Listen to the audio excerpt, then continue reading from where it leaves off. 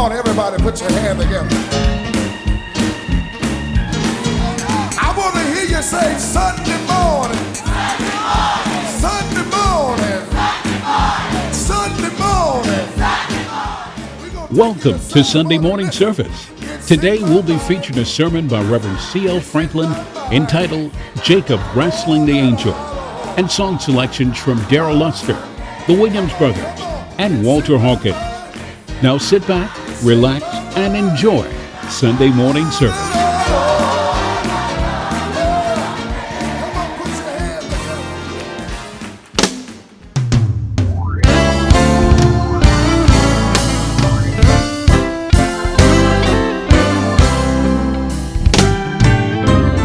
He's a mother since mother's been gone, a father for me. He's never left me alone. In a world of confusion, the Lord is my peace. That's what He is to me. He's a shelter in time of a storm. He's safety from all kinds of harm. He's my calm out on a stormy sea. That's what He is to me. He is a comfort in the time of sorrow. He's my hope for tomorrow. He's there in the midst, wherever there's two or three. That's what He is to me. He's my shelter in time of a storm. He's my safety from all kinds of harm. He's my calm out on a stormy raging sea. That's what He is to me. He's a bridge over troubled waters. He's my doctor, the Lord is my lawyer. Can I sum it up by saying He's everything I need? That's what He is to me. He's my shelter in time of a storm. The Lord is my safety from all kinds of harm. He's my calm out on a stormy raging sea. That's what He is to Lord. He's my shelter in time of a storm. He's my safety from all kinds of harm. He's my calm when I'm out on a stormy sea.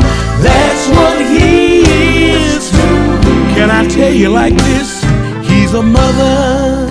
That's what He is to me. Since mother's been gone, that's what He is to me. He is a father for me. That's what He is to me. Since father left and went on home, that's what He is to me.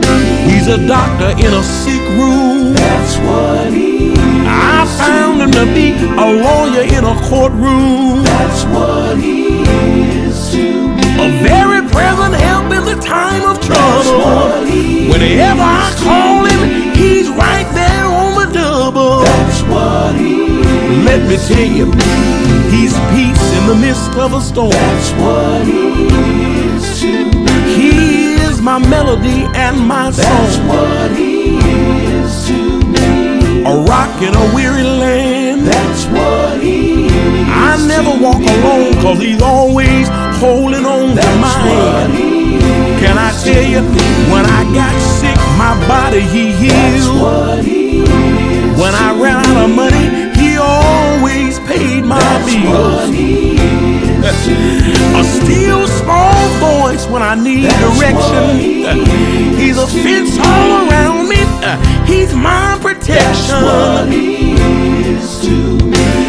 He's my Alpha and Omega. That's what He is to me. He's the beginning and my end. That's what he is. Let me tell you like this.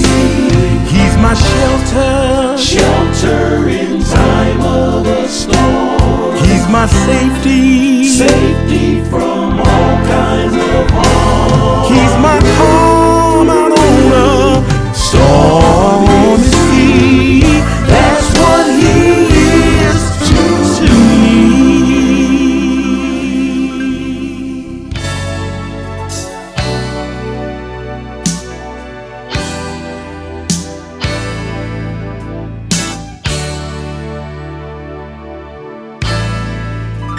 When you're burdened down and it seems like the weight of the world is on your shoulders, don't despair.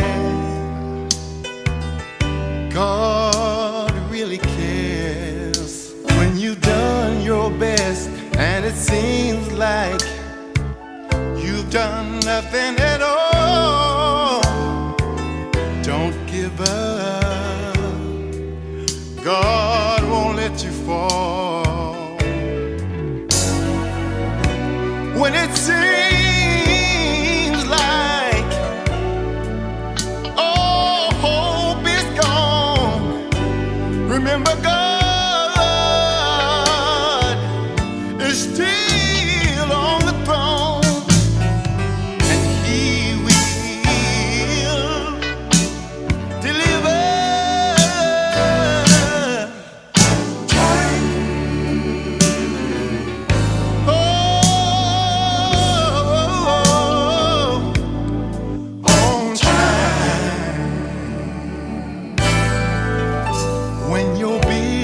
Due and your money is gone, and it seems like you can't make it alone, don't despair, 'cause God really cares.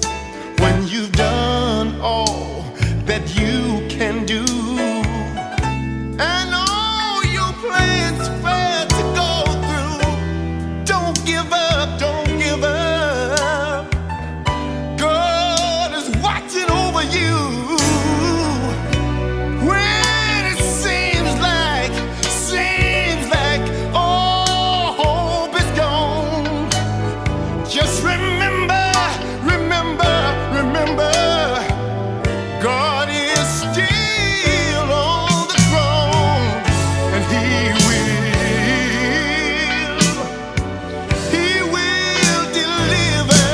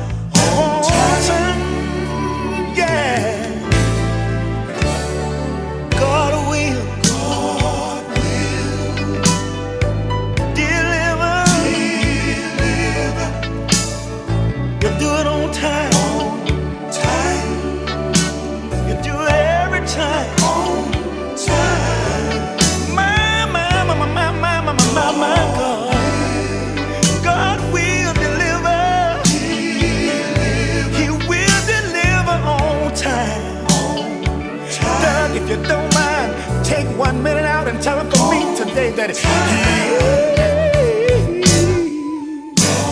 I'd just like to say to all the non-believers today, if you have doubt in your mind that God will deliver, hallelujah, go pick up a Bible and read Daniel, the 3rd chapter, 23rd through the 25th verses, where he delivered Shadrach, Meshach, and Abednego from the fiery furnace. Don't tell me God won't deliver. If you don't believe, read John the 11th chapter, 43rd and 44th verse. where he spoke to Lazarus, and he stepped out from his grave. Hallelujah. Don't tell me God won't deliver. Oh, yeah. Can read on a little further. Mark the 6th chapter, 38 to the 44th verse. Where he took 2 little fish, 5 loaves of bread, and fed 5,000. Yeah, yeah. I know he will. I know he will. I know he will. I know he will. Yes, he will. Yes, he will. Yes, he will. Yes, he will. He'll deliver. Oh, yes, he will. And those of you out there that's been down on your sick bed, and you know God heal your body, you ought to be a witness right now that He will heal you. He will heal you. He will heal you. He'll heal you. He will heal you. He will heal you.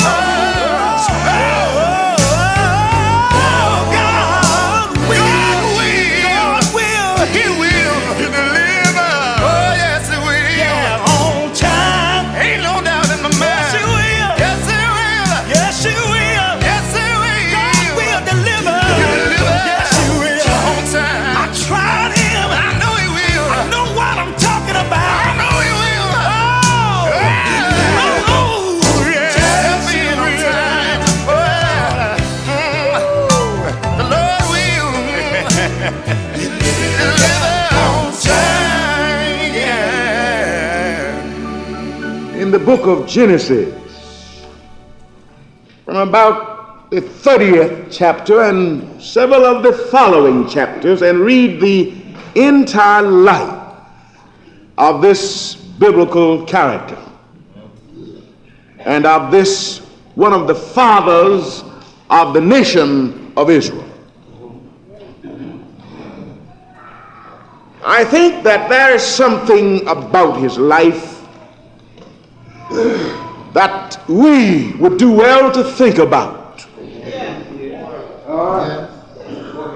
I elected to do this upon talking with a few people recently, many of whom are well-known people and high churchmen, some of them not necessarily preachers, but leading churchmen and women who do not even know a Bible story.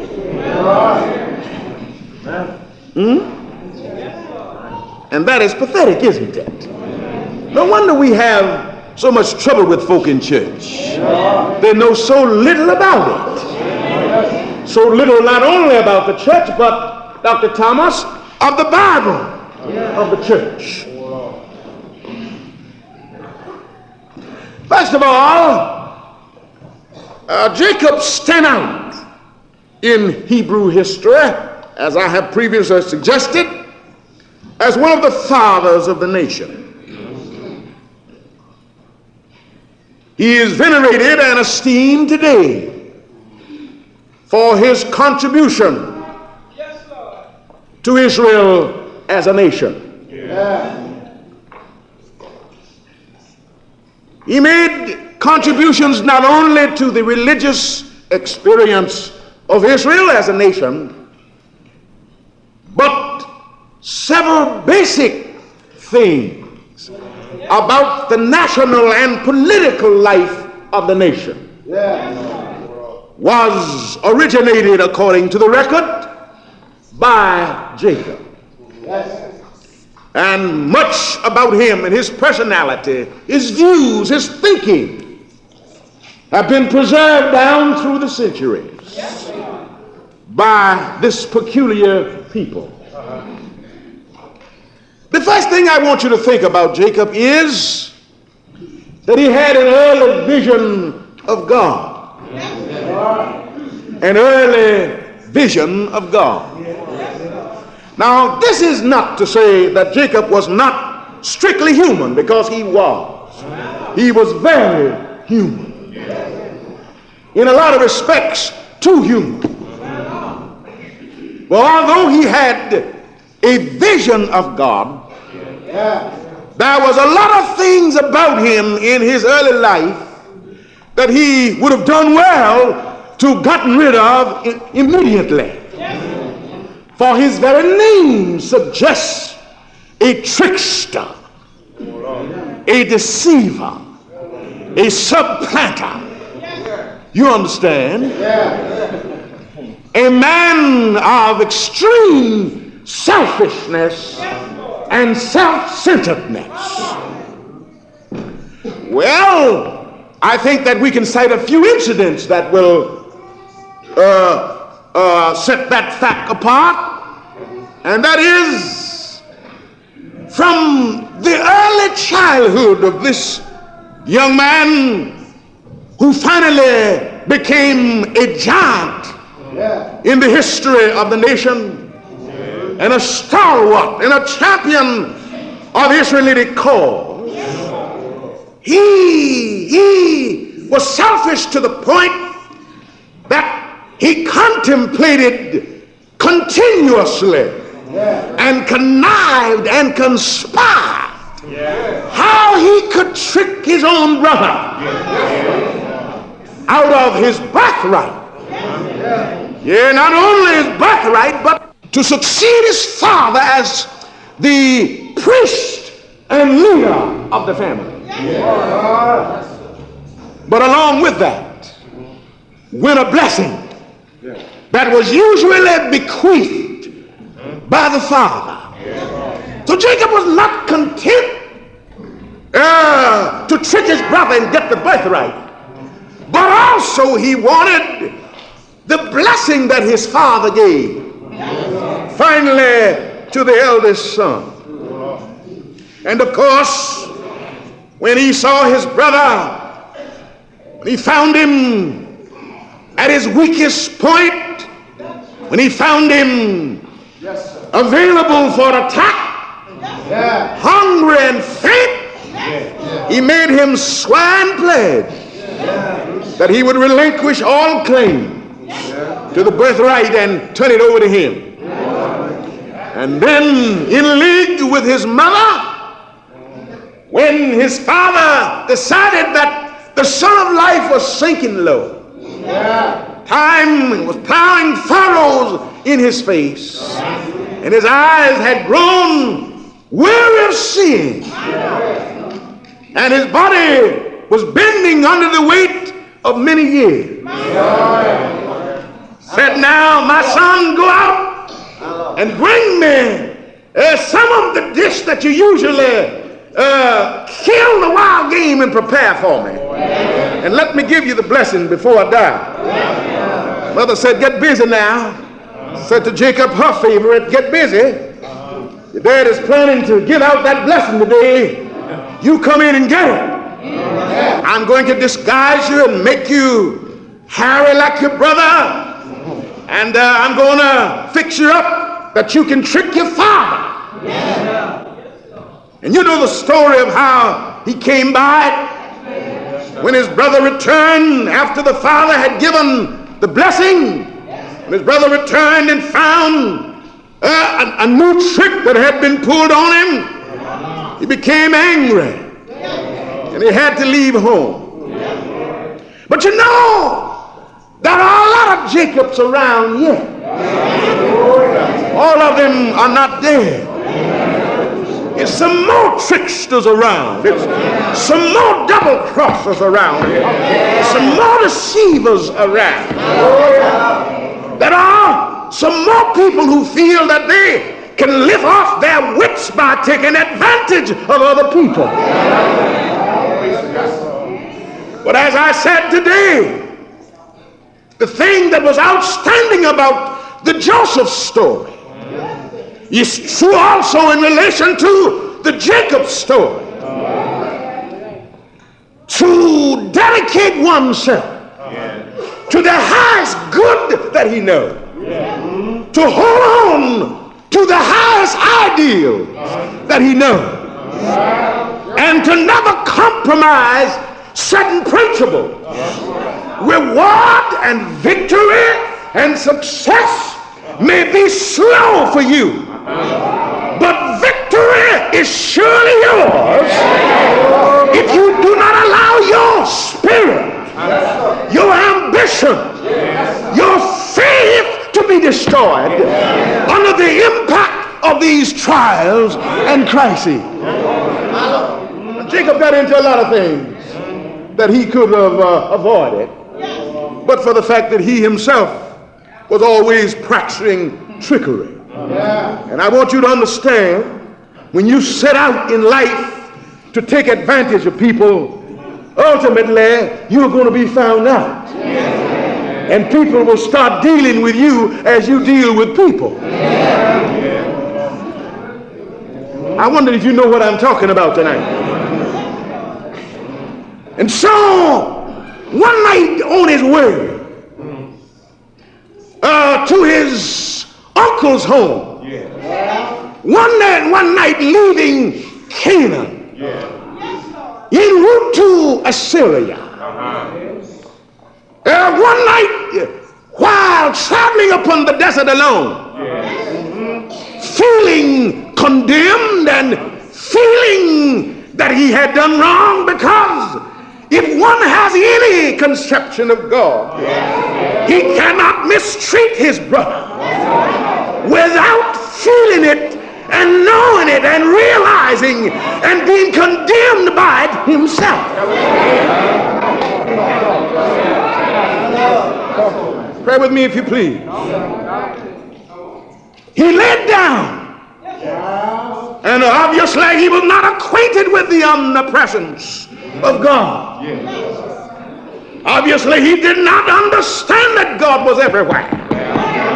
He had a dream that night while his head was lying on a rock, that he saw a ladder that extended from heaven to earth, and that angels were ascending and descending up and down that ladder to where he was.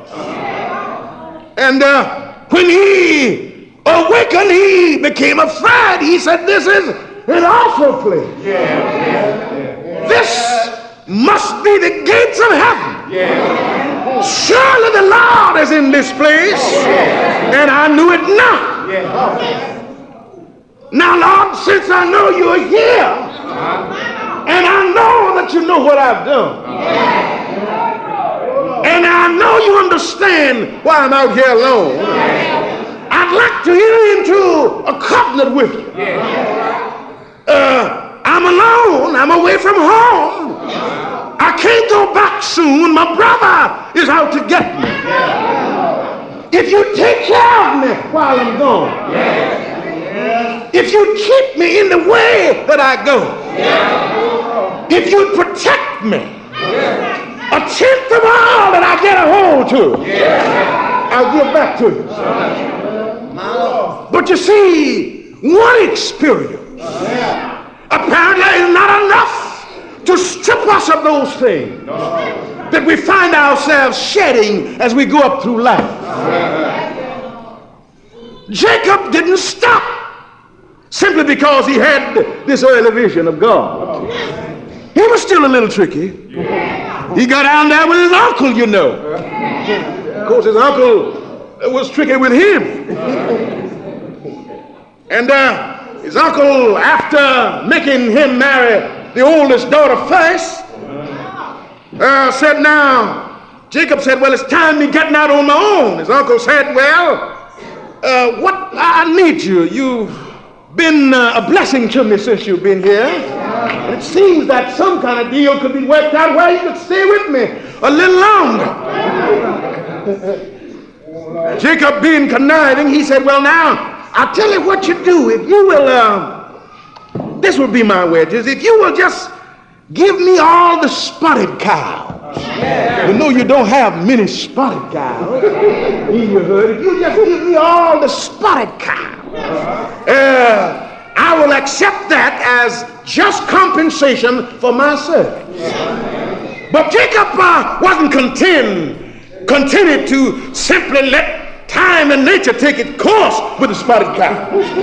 He found some branches, green branches, and trimmed rings around them, stripes around them, and put those striped sticks in the water where the cows had to drink.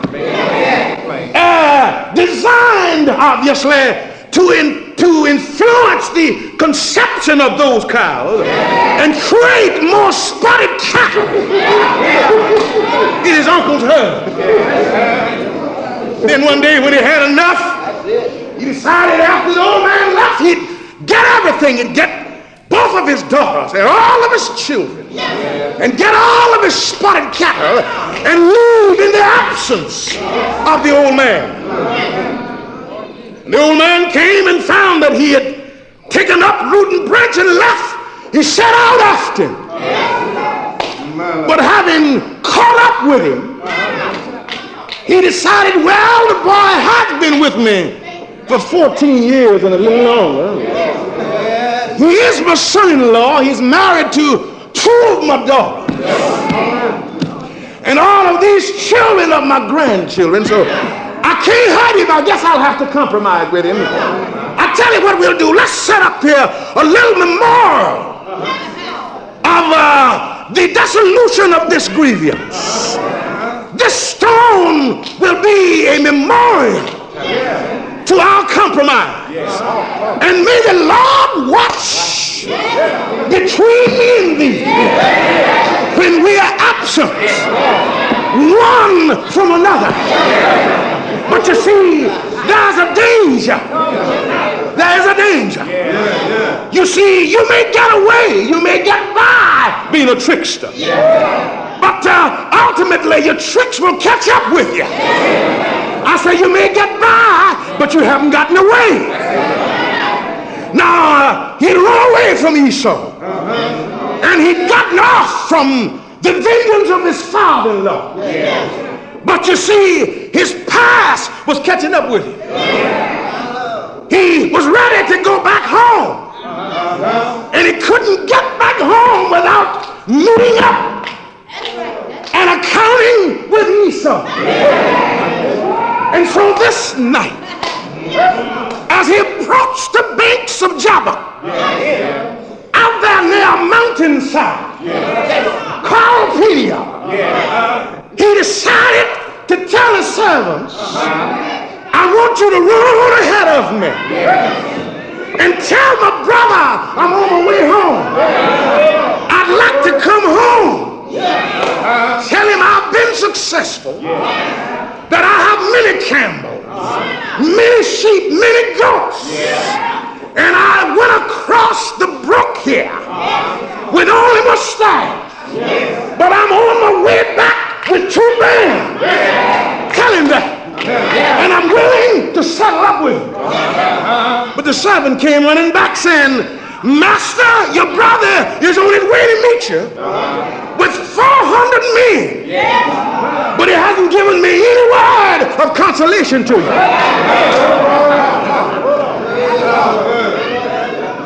And so, my brothers and sisters, Jacob realized now the haunts and experiences of the past were crowding in on him.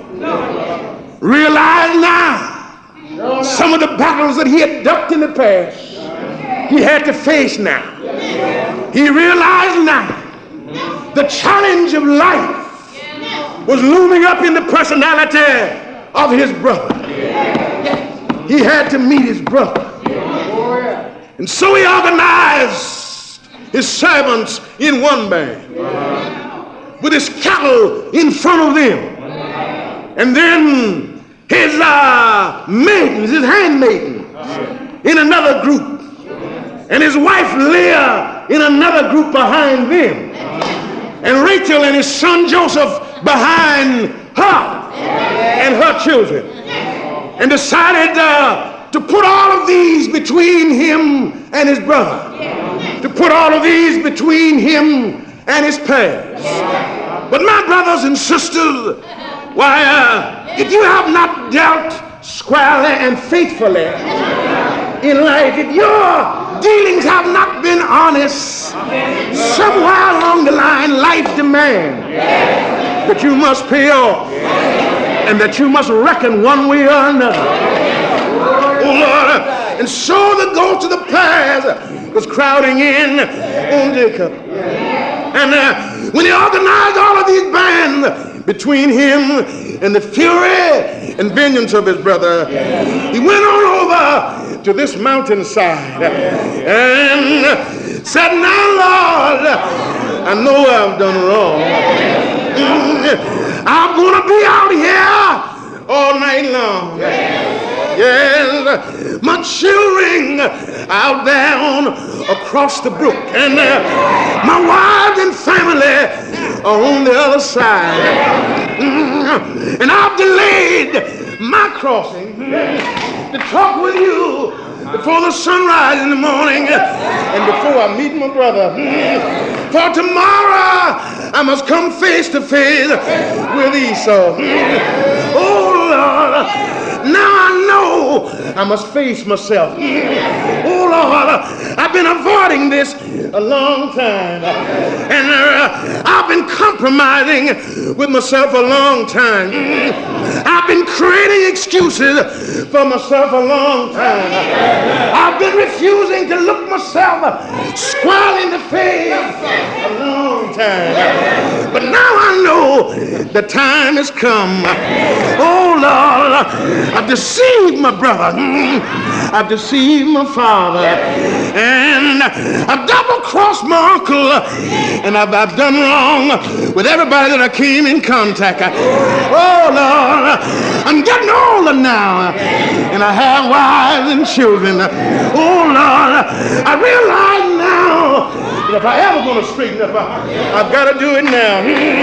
Oh Lord, and Lord, I know you ought to read the prayer sometime as you read that passage. I'm not deserving, he said, of the least of all your blessings. No, I'm not. Oh Lord, but Lord, please,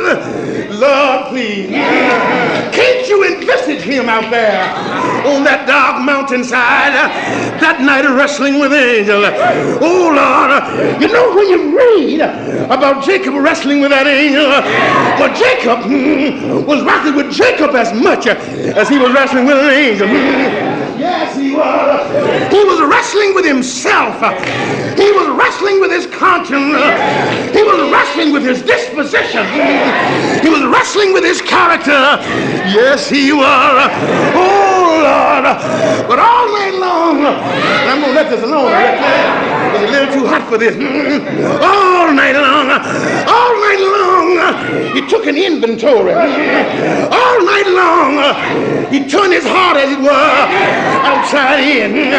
All night long, he examined his character and his disposition. All night long, he laid himself bare before God. Yes, he did.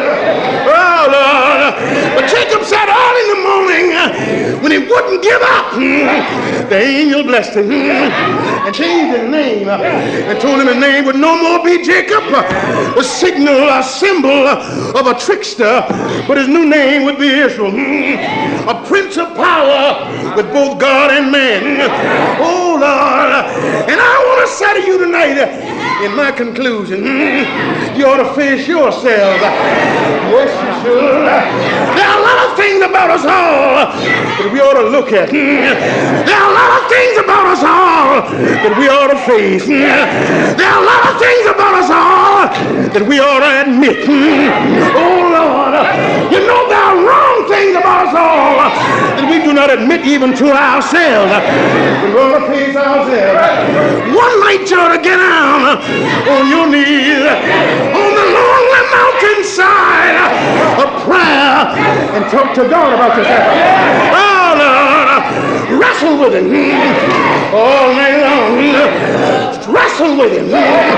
Struggle with him. Struggle with the demon that's in you.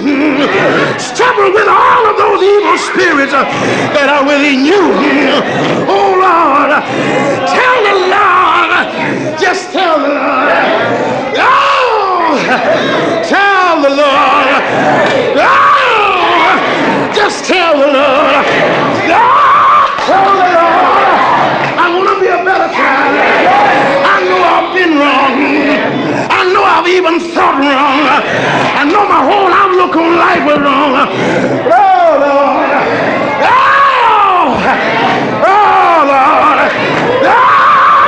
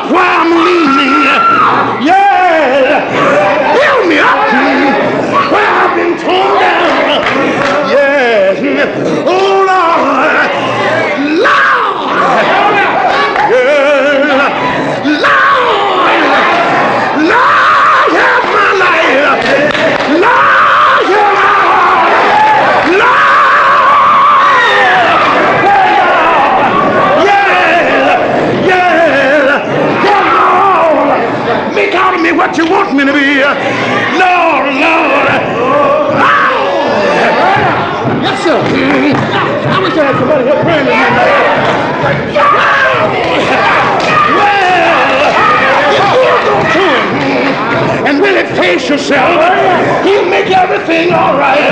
Yes, he will. Yeah! Oh, yeah! Oh, yeah! Oh, yeah! Yeah! He'll make everything all right. He'll make everything all right. We hope you have enjoyed this week's edition of Sunday Morning Service. Be sure to subscribe to Malaco Gospel so you'll be notified when new programming is available. Again, thank you for participating in Sunday Morning Service. Tragedies are commonplace. All kinds of diseases, people are slipping away. Economy's down, people can't get enough pay. As for me, all I can say is thank you, Lord, for all you've done for me. Yeah.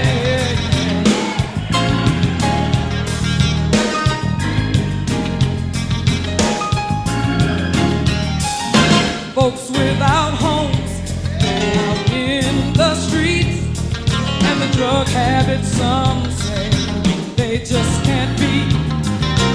Muggers and robbers, no place seems to be safe, but you've been my protection every